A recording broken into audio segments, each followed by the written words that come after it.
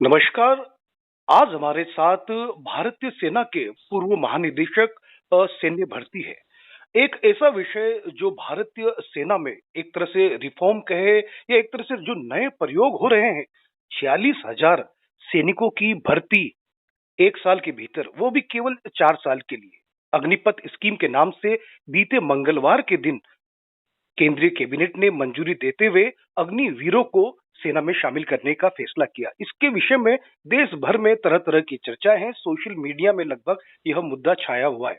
आज हम बात कर रहे हैं हमारे देश के जाबाज गोरखा जनरल एवं हमारे गोरखाली समाज के गौरव लेफ्टिनेंट जनरल रिटायर शक्ति गुरु जी। शक्ति गुरु जी, आपका स्वागत है। नमस्कार। थैंक यू दीपक, धन्यवाद। जी सर, सबसे पहले अग्निपथ स्कीम क्या है और अग्निवीर 4 साल के लिए ही क्यों? ये अग्निवीर, जैसे आप सबको पता है, ये अग्निपथ स्कीम जो है एक ऐसा स्कीम है जिसको सरकार रिफॉर्मेटरी बोल रही है। मतलब कि कई सालों से जो हम अंग्रेजों के ज़माने का जो ट्रेडिशंस है फौज के अंदर चला रहे हैं, जिस रिक्रूटमेंट के लिए, और जिस प्रकार से हमारे इन्फेंट्री रेजिमेंट्स और हमारे बाकी रेजिमेंट्स की बनावट है, उसको थोड़ा उसमें थोड़ा बदलाव लाने के लिए ये अग्निपथ स्कीम जो है शुरू किया गया है। 2 दिन पहले जो है सरकार ने इसका हुक्म भी दे दिया है। और जो इसमें क्या है कि जो ये जवान आएंगे भर्ती के लिए, इनको अग्निवीर के नाम से बुलाया जाएगा। ये इनकी टर्म ऑफ सर्विस जो है 4 साल की होगी, जिसमें से 6 महीने जो है ये रिक्रूट ट्रेनिंग करेंगे और उसके बाद 3.5 साल जो है ये जाएंगे अपने अपने रेजिमेंट्स के अंदर, अपने अपने बटालियंस के अंदर नौकरी करने के लिए।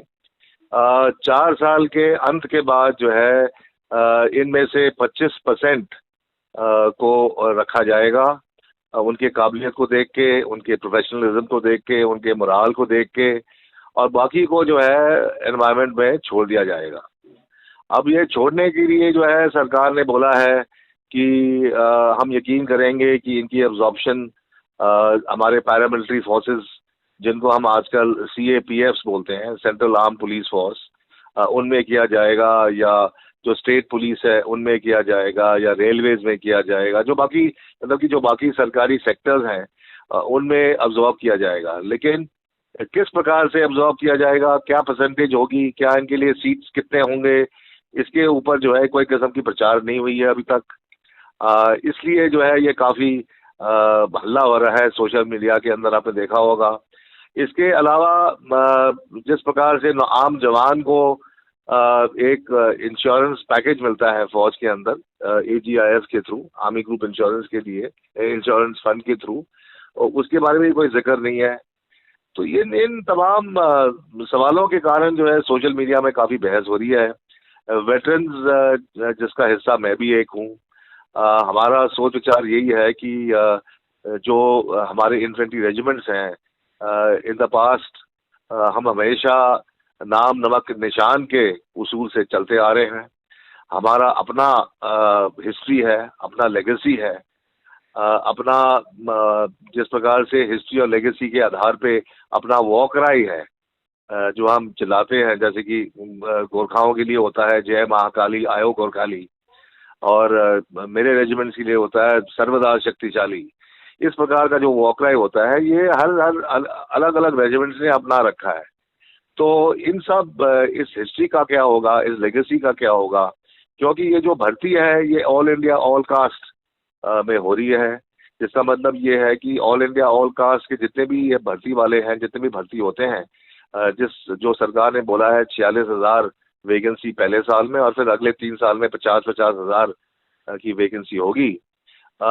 ये 46,000 जो है हर रेजिमेंट के अंदर जाएंगे।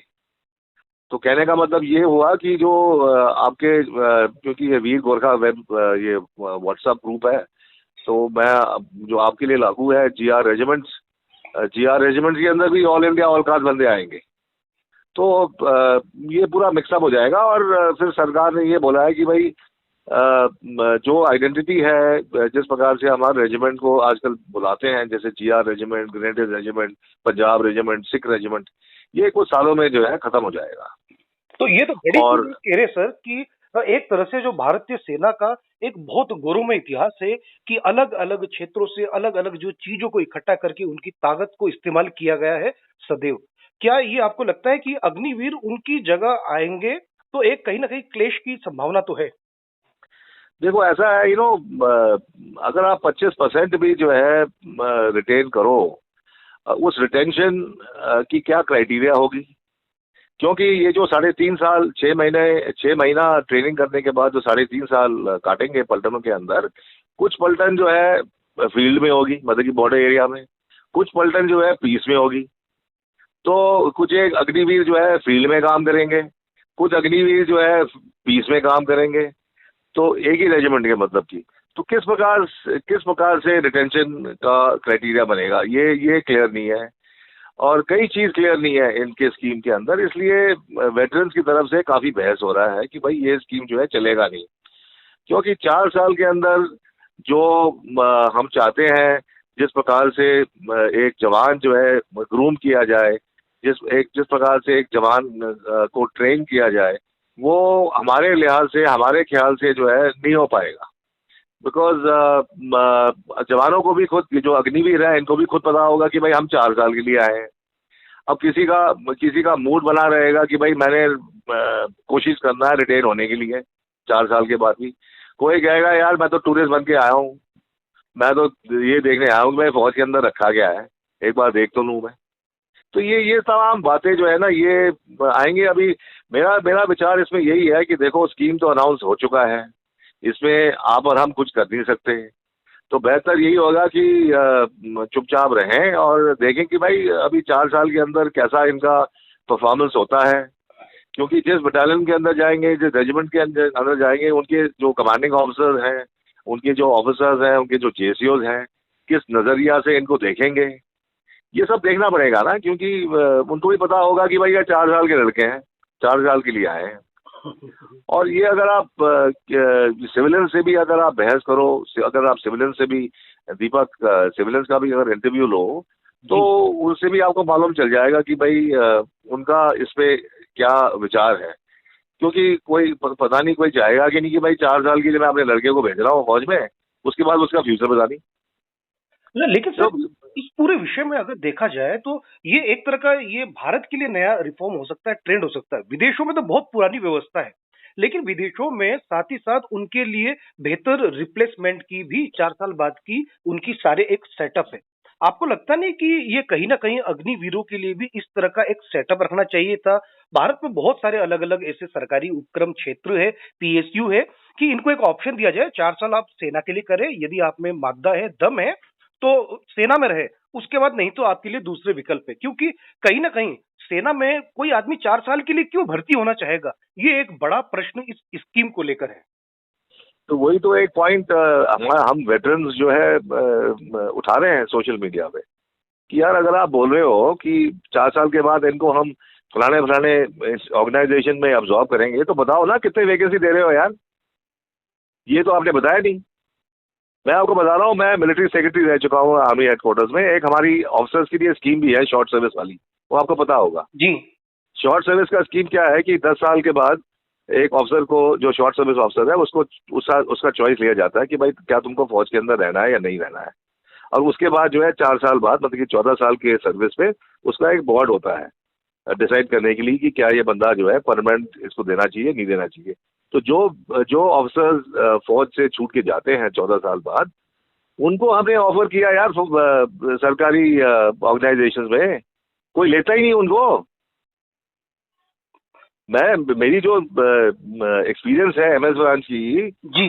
कोई नहीं लेता शॉर्ट सर्विस ऑफिसर्स को भी। ये तो ऑफिसर है, ऑफिसर की बात कर रहे हैं, और ये तो अग्निवीर है जवान, 4 साल की ट्रेनिंग के बाद। तो और यहाँ हम 14 साल के बाद एक ऑफिसर को छोड़ रहे हैं फौज से, उसको लेने के लिए कोई तैयार नहीं है। कोई चाहता ही नहीं है कि कोई बाहर का बंदा आए।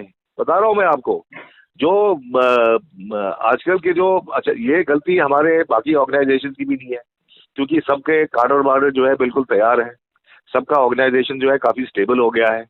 उनमें अगर इनको आप डालोगे तो उनका जो प्रमोशन का जो लैडर है, उसमें थोड़ी डिसरप्शन हो सकती है। तो ये सब बातें जो है सरकार को क्लियर करना चाहिए ना, क्योंकि कुछ इसमें कोई क्लैरिटी नहीं है, इसलिए जो है ये बहस हो रही है। अब जैसे मैंने कहा, कोई चॉइस तो है नहीं, क्योंकि अनाउंस तो हो चुका है।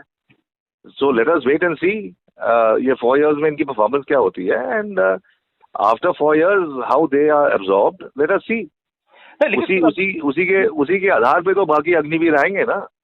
जैसे सर आपको हम अगर बताएं, अगर जो इन्होंने जो कैबिनेट ने जो स्कीम पास किया है, उसमें 4 साल के लिए जो वेतनमान है, पहले साल के लिए 30,000, दूसरे साल के लिए 33,000, तीसरे साल के लिए 36,500 और चौथे साल के लिए 40,000 रुपए, जिनमें से हम्म। एक अंश उनके वेतन का एक आर्मी उसको रखेगी, और उसमें ही उतना ही जो अंश है वो मिला के लगभग लगभग 11,71,000 के आसपास 4 साल के बाद देगी। तो आपको लगता हाँ। है कि युवाओं को ये चीज लुभा सकता है? क्योंकि देखिए, नहीं, ये भी बहुत मेरे कमाल की हिसाब तो से, चीज है। ये भी एक कोई इंसेंटिव नहीं है। क्योंकि आपको ये 4 साल के अंदर जवान बोलेंगे यार, 4 साल के बाद जब ये निकलेंगे और जब इनको ये सिविलियंस पैकेज मिलेगी, वो बोलेंगे इसमें से आधा तो पैसा हमारा ही है। ना लगभग जो ये आपने हर महीने काटा है, जैसे आपने कहा है कि भाई पहले साल में इनको 28,000 मिलेगा, जिसमें से 9,000 कटेगा। जी जी जी। हाँ, दूसरे साल में 33, इसमें से कुछ और कटेगा। जी। तो ऐसे कर करा के हर महीने इनके तनख्वाह में से जो है पैसा कटेगा, और जितना बनता है 4 साल में, उतना ही जो है सरकार अपनी तरफ से डाल के इनको सिविलियंस पैकेज देगी। तो अगर ये इनके दिमाग में आ जाए कि भाई ये 4 साल के बाद जो हमको पैसे दे रहे हैं, इसमें से आधा पैसा तो हमारा ही है, हमारे तनख्वाह से काटा है इन्होंने, तो that will not B N incentive. My in my opinion, मेरे विचार से जो सिविलियंस पैकेज है, ये पूरा सरकार की तरफ से मिलना चाहिए इनको, बिल्कुल और सर। ना ही इनके तनख्वाह से कोई पैसे कटना चाहिए। तब जाके थोड़ा इंसेंटिव होगा ना। अदरवाइज तुम 4 साल के लिए एक लड़कों को बुला रहे हो फौज के अंदर नौकरी करने के लिए, फिर उसके बाद बोल रहे हो कि भाई तुम्हारे इतने पैसे कटेंगे हर साल, हर महीने, और वही पैसे जो है हम तुमको 4 साल बाद देंगे, फिर कौन मानेगा यार? मेरे हिसाब से तो, मेरे ख्याल से थोड़ा मुश्किल है ये किसी को मानना। क्योंकि अ, सर, एक प्रश्न ये भी आता है, आप चूंकि महानिदेशक रहे हैं भारतीय सेना के भर्ती वाले जो उनके डिपार्टमेंट है उस सेक्शन के, और मिलिट्री सेक्रेटरी भी रहे हैं, आपको एक लंबा तजुर्बा है, आपने भारतीय सेना के लिए खून पसीना बहाया है। तो सर, ये जिस तरह की जो अग्निपथ स्कीम है, तो इसका इतिहास क्या है सर? कहाँ से शुरू हुआ? क्या बिल्कुल अभी अडॉप्ट कर दिया 1 साल के भीतर, या इसके ऊपर लंबी तरह से इन्होंने पूरी रिसर्च की थी इससे पूर्व की सरकार? ये आया कहाँ से सर? देखो, ये जो है ना, शुरुआत हुई है कुछ साल पहले की बात है, जब ये मेक इन इंडिया, आत्मनिर्भरता का जो स्कीम चला है, जो कि मेरे ख्याल से बहुत ही अच्छा स्कीम है, जो हमारे प्रधानमंत्री जी ने शुरू किया है। मेरा मानना यही है कि it is always good to be self reliant. You know हमें और किसी देश की तरफ देखना नहीं चाहिए कि अगर हमें कुछ चाहिए तो we should be able to produce that within our country. I don't deny that, it's a very very good idea and it should be implemented. अब उसके लिए जो है आपने कटार डाला है फौज के ऊपर कि भाई अगर तुम्हें पैसे बचाने हैं मॉडर्नाइजेशन के लिए, तो सबसे पहला जो सेक्टर आपने देखना है वो है आपका पेंशन बिल। अब पेंशन बिल को थोड़ा कम करो, और उसमें से जो पैसे बचते हैं वो आपको मिलेंगे मॉडिफिकेशन के लिए, है ना, मॉडर्नाइजेशन के लिए, नॉट मॉडिफिकेशन, सॉरी, मॉडर्नाइजेशन के लिए। तो ये, अब अगर मैं फिगर्स आपको बताऊं तो कुछ 2-3 दिन पहले ये जो बहस हो रही थी चैट शो, उसको मैं भी देख रहा था। तो उसमें एक हमारे पुराने जनरल साहब हैं जिनके पास ये पूरे फिगर्स हैं।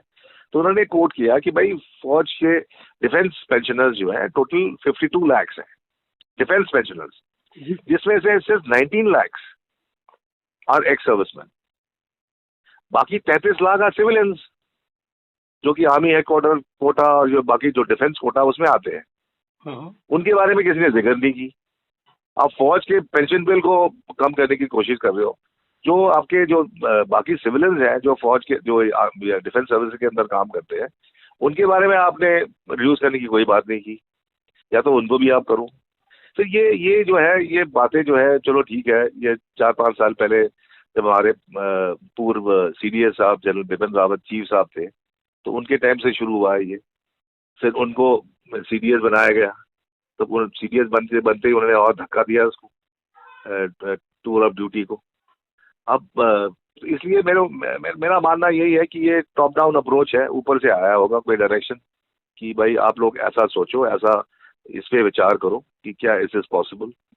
और जब ऊपर से कोई ऐसा पॉइंट आता है तो it becomes like a direction, है ना, बिल्कुल it sir. Becomes like a direction. हालांकि आपके कई पॉइंट्स होंगे against the scheme, but ultimately after all we are a democratic government, so ultimately you have to do what your bosses are saying, or at least try and incorporate that within your scheme and see how it works. अब कोई ये नहीं कह रहा कि भाई Agniveer scheme जो है अगर फेल हो जाए तो we can revert back to the old system, किसी ने ऐसा कुछ कहा नहीं है। हालांकि लोग कह रहे हैं कि भाई 2032 तक 50% of the army will be Agniveer. ये तो बड़ी चीज आप कह रहे हो सर कि अगर, हाँ, तो ये हमारे वाइस चीफ साहब ने कल बोला है कि 2032 तक जो है 50% of the army will be Agniveer. Now I am a person who believes in the old school of thought. मेरा मानना ये है कि जब आपकी एलसी जो है, लाइन ऑफ कंट्रोल, एक्टिव है, जब आपका line of actual control China के साथ वो भी एक्टिव है, हमने लद्दाख में देख लिया, हम बार बार अरुणाचल में देख रहे हैं, तो the aim is to have maximum boots on ground of train soldiers. अब ट्रेन सोल्जर्स का मतलब ये है कि भाई जिस प्रकार से अभी तक हमारे फौज के अंदर भर्ती हो रही है उसमें कोई छेड़छाड़ ना हो, और जब तक ये लाइन ऑफ कंट्रोल और line of actual control IB में ना बदल जाए और जब तक शांति ना आए बॉर्डरों पे, I don't think we should think around with the recruitment pattern. That is my personal opinion. जी सर, इसमें एक चीज और आपसे पूछना चाहूंगा, चूंकि आप बाय बर्थ एक गोरखा है और प्राउड इंडियन है, और आपने सेना में बहुत लंबा अनुभव लिया है। अगर मैं गोरखा समाज की बात करूं, चूंकि मैं गोरखा समाज को रिप्रेजेंट करता हूं एक डिजिटल मीडिया के सेगमेंट में, तो सर क्या आप देखते हैं, क्योंकि गोरखाली समाज मेरे ख्याल से भारत में कुछ एक ही ऐसी जाति होगी जो भारतीय सेना के ऊपर एक तरह से निर्भर है रोजगार के लिए, तो आपको लगता है कि भारतीय गोरखा समाज के जो युवा है, जो हमेशा 14-15 साल की उम्र से जो तैयारी करते हैं कि आर्मी में जाएंगे, एक बेहतर जीवन को जिएंगे, अनुशासन में रहेंगे, गौरवशाली सेना का हिस्सा बनेंगे, और उसके बाद जो उनकी पेंशन की चीजें हैं उससे उनकी जीवन गुजर बसर के लिए पर्याप्त रहेगा, तो आपको क्या लगता है कि गोरखा समाज की अगर हम बात करें तो गोरखा समाज के युवाओं के लिए क्या इम्पैक्ट रहेगा, क्योंकि निर्भरता बहुत ज्यादा है भारतीय सेना में भर्ती होने के लिए गोरखाली समाज के युवाओं की। देखो ऐसा है, अब कल की खबर ये है कि जो यूएचक्यू कोटा है ना, जो रेजिमेंटल सेंटर्स के साथ हुआ करती थी, जिसके लिए जो हमारे पूर्व सैनिक हैं उस रेजिमेंट के, उनके बच्चे जो है उसका फायदा उठा सकते हैं। और हालांकि पैरामीटर्स, क्वालिफिकेशन स्टैंडर्ड्स पूरे सेम है नॉर्मल ओपन रिक्रूटमेंट के की तरह, but UHQ quota was meant for that. अब उसको भी उन्होंने कम कर दिया है, मेरे ख्याल से पहले 30% था, अब उसको भी उन्होंने 10% कर दिया है यूएचक्यू कोटा को, यूनिट हेडक्वार्टर कोटा को, तो ये भी हो गया खत्म। अब दूसरी बात यह है कि जैसे मैंने कहा है, अग्निवीर को भर्ती किया जाएगा ऑल इंडिया ऑल कास्ट में। जी सर। तो यूएचक्यू कोटा को कम करने से आपकी ओपन रिक्रूटमेंट वैकेंसी जो है वो बढ़ जाएंगे, और ओपन रिक्रूटमेंट के अंदर जो है everyone will be contesting against the others, will be open competition. सब जो है इकट्ठा दौड़ेंगे, सब जो है इकट्ठा बैठ के एग्जाम देंगे, तो सबके लिए ऐसा होगा। और जैसे मैंने कहा है कि ऑल इंडिया ऑल कास्ट, यही ट्रूप्स जो है आपके फिर रेजिमेंट्स के अंदर आएंगे, रेजिमेंट्स के नाम में, रेजिमेंट्स की जो लेगेसी है उसमें बदलाव आएगा, you will find the whole thing changing. That is how it will happen. And अभी तक जो है हम कह रहे थे कि भाई जीआर रेजिमेंट्स के अंदर इंडियन गोरखास नहीं मिल रहे हैं भर्ती के लिए, तो वो वैकेंसी जो है वो आपके ऑल इंडिया ऑल कास्ट वाले बंदे भर देंगे, और क्या चाहिए आपको। ये आपको देख रहे हैं, तो आपके पूरी कास्ट कॉम्पोजिशन जो है, पूरी कॉम्पोजिशन जीआर रेजिमेंट की जो है वो बदल जाएगी। It will change, it will not be a GR regiment any more. मतलब ये बड़ी चीज आप कह रहे हैं कि सर कि गोरखा रेजिमेंट जैसे अन्य जो जातियों पे आधारित रेजिमेंट है उनके लिए आने वाले कुछ समय में अपना अस्तित्व बचाना बहुत मुश्किल होगा। बहुत मुश्किल होगा। अब ये जो हम आजकल 60% लेते हैं नेपाल से, जी नाउ जब ऑल इंडिया ऑल कास्ट, क्योंकि इंडिया की पॉपुलेशन इतनी ज्यादा है, कोई कमी तो है नहीं रिक्रूटमेंट में। जी, जब ये ऑल इंडिया ऑल कास्ट वाले ट्रूप्स आएंगे आपके जीआर बटालियन के अंदर, जीआर रेजिमेंट्स के अंदर, तो क्या ये 60% जो हम नेपाल से लेते हैं, क्या उसकी आवश्यकता होगी? ये भी एक सवाल है। ना एक ये भी गंभीर विषय है, भारत नेपाल मैत्री संबंधों पे इस सैन्य पे तो भर्ती खैर के हम लिए हिस्सा है। इस पे तो खैर हम कमेंट नहीं कर सकते, लेकिन ये भी एक सवाल उठेगा ना कि भाई जो 7% वैकेंसीज आपने नेपाल डोमिसाइल गोरखास के लिए रखा है, उसका क्या होगा फिर? क्योंकि बिल्कुल अभी ऑल इंडिया ऑल का से भर्ती हो रही है, Agniveer are coming in full strength. Sir, जैसे आपने बहुत अच्छी जानकारी दी, चूंकि अभी आप व्यस्त भी है काफी, आप समाज सेवा के काम में भी जुटे हुए हैं। सर, अंत में आपसे एक प्रश्न पूछना चाहूंगा, मुझे लगेगा कि नहीं तो ये इंटरव्यू अधूरा रहेगा, क्योंकि आप सैन्य सचिव और डायरेक्टर जनरल मिलिट्री रिक्रूटमेंट रहे हैं, एक बड़ा ओहदा है। तो आपको क्या लगता है कि किस तरह के सुझाव होने चाहिए? अग्निपथ स्कीम तो लागू हो गई, इसको और बेहतर बनाने की दिशा में, और अग्निवीर जो इतनी बड़ी संख्या आने वाले समय में लाखों की हो जाएगी अगले 8-10 सालों में, तो आपको क्या लगता है कि आप अगर आज सिस्टम के अंदर होते तो बेहतर क्या सुझाव देते आप सरकार को कि इसको कैसे और बेहतर किया जा सकता था? नंबर वन, जो आपके वैकेंसीज हैं 4 साल के बाद, कौन कौन से गवर्नमेंट ऑर्गेनाइजेशंस के अंदर वैकेंसी रखे जाएंगे अग्निवीर को अब्सॉर्ब करने के लिए, that should be spelled out very very clearly. Notification should be issued, and जो भी आप बोलते हो लीगल लैंग्वेज में, letters should be issued, government orders should be issued कि भाई इतने वैकेंसीज, इतने percentage vacancies will be absorb every year from Agniveers in police force, in railways, ऐसा करके प्रॉपर वो आना चाहिए। दैट इज बिल्कुल। The first thing. ठीक है। सेकंड थिंग, जैसे मैंने कहा है कि जो सिविलियंस पैकेज मिलेगी at the end of 4 years, it should be completely paid for by the government. That is the second thing, and not cut from the salary of the Agniveers every month. That is not a good incentive, according to me. Okay. The third thing is, इनके लिए एक insurance package जो है बहुत ही अच्छा और attractive होना जरूरी है। बिकॉज जाहिर है कि ये 3.5 साल के अंदर जो है कई अग्निवीर जो है बॉर्डर एरिया में जाएंगे, किसी को गोली लग सकती है, कोई बैटल कैजुअल्टी बन सकता है, कोई मार्टर भी बन सकता है, शहीद भी बन सकता है देश के लिए। तो इनके लिए जो है इंश्योरेंस पैकेज जो है का होना बहुत ही जरूरी है। दैट इज वेरी वेरी इसमें इम्पोर्टेंट। इसमें एक संशोधन करना चाहूंगा, इंश्योरेंस के लिए भी इनके तरफ से, भारतीय सेना की तरफ से आधिकारिक जानकारी दी गई है, जो मैं आपके साथ साझा करना चाहूंगा कि लगभग 48 लाख के आसपास non contributory life insurance cover दिया जाएगा। एडिशनल अगर वो एक्स ग्रेशिया 44 लाख, यदि वह सेना के दौरान अगर उनकी मृत्यु होती, शहीद होते हैं, उसको सेवा निधि की एक अलग सेक्शन बना के दिया जाएगा। डिसेबिलिटी के लिए भी इन्होंने कंसेप्शन कंपेंसेशन देने की तैयारी की है, जो अगर उनको अगर देखा जाए 44, 25 लाख, 15 लाख, इस हिसाब से उन्होंने डिसेबिलिटी के अलग अलग क्राइटेरिया में रखा है। क्या ये पर्याप्त है? ठीक है। तो ये शायद मैंने देखा नहीं है, तो I think it's a very good thing, they should be there. So I take back my my third point. जी सर। और अगर ये सरकार ने जो अनाउंस किया है, it's a very good thing. And insurance cover तो होना बहुत जरूरी है ना।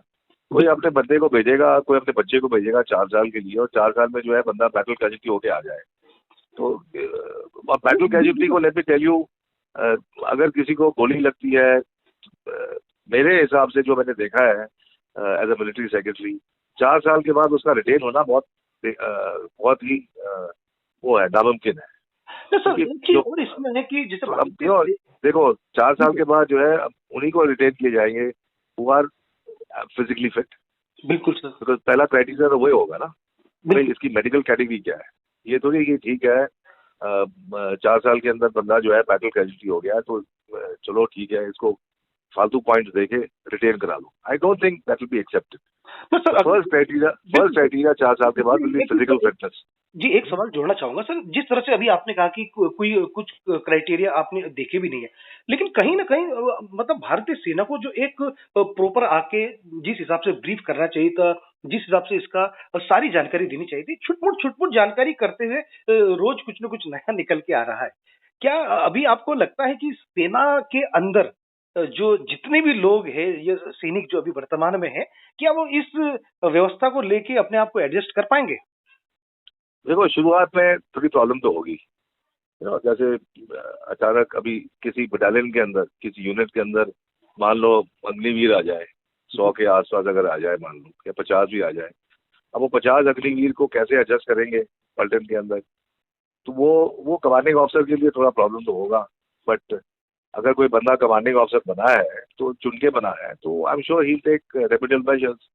या तो उनकी बांट कर देंगे वो हर कंपनी के अंदर कि भाई 10 10 10 10 बांट लो और इनको अपने काबू में रखो, इनको थोड़ा सिखाओ, सिखलाई कराओ, यू नो, इनको अपने नजर में रखो।